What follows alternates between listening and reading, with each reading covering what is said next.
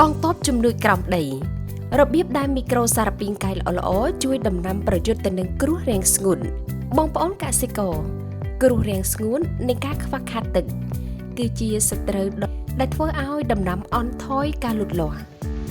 ធ្លាក់ចុះទិន្នផលនិងខូចខាតកសិផលប៉ុន្តែតើបងប្អូនដឹងទេថានៅក្រោមដីចម្ការរបស់បងប្អូន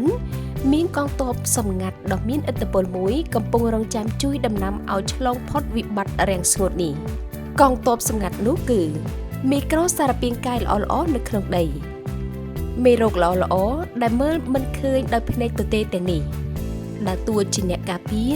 និងជួយឲ្យដំណាំធន់ទ្រាំនឹងគ្រោះរាំងស្ងួតបានយ៉ាងអស្ចារ្យទី1ពួកវាជំរុញការលូតលាស់របស់ឫសដោយជួយឲ្យឫសបែកខ្នែងបានច្រើននិងចាក់គ្រឹះបានកាន់តែជ្រៅទៅស្រូបយកសំណើមនិងសារធាតុចិញ្ចឹមពីស្រទាប់ដីខាងក្រោមមកចិញ្ចឹមដើមទី2ពួកវាពង្រឹងប្រព័ន្ធការពារខ្លួនសកម្ម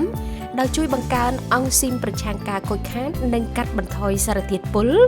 ដែលកើតនៅក្នុងដើមរុក្ខជាតិអំឡុងពេលជួបការស្ងួតហួតហែងទី3ពួកវាបង្កើនការរក្សាជាតិទឹកដោយជួយឲ្យកោសិការុក្ខជាតិស្តុកទឹកបានល្អកាត់បន្ថយការភាយរំហួតតាមស្លឹង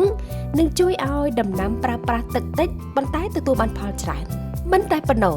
មីក្រូសារពាង្គកាយល្អៗទាំងនេះ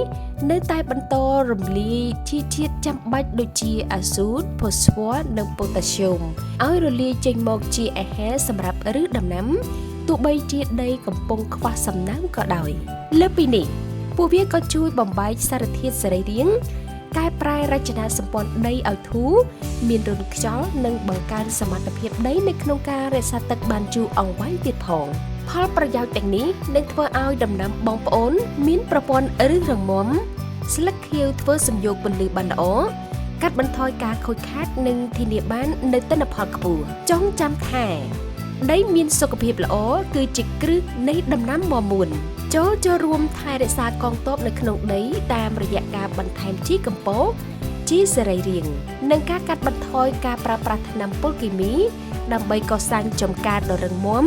ធន់នឹងការប្រែប្រួលអាកាសធាតុនៅថ្ងៃនេះនិងថ្ងៃអនាគត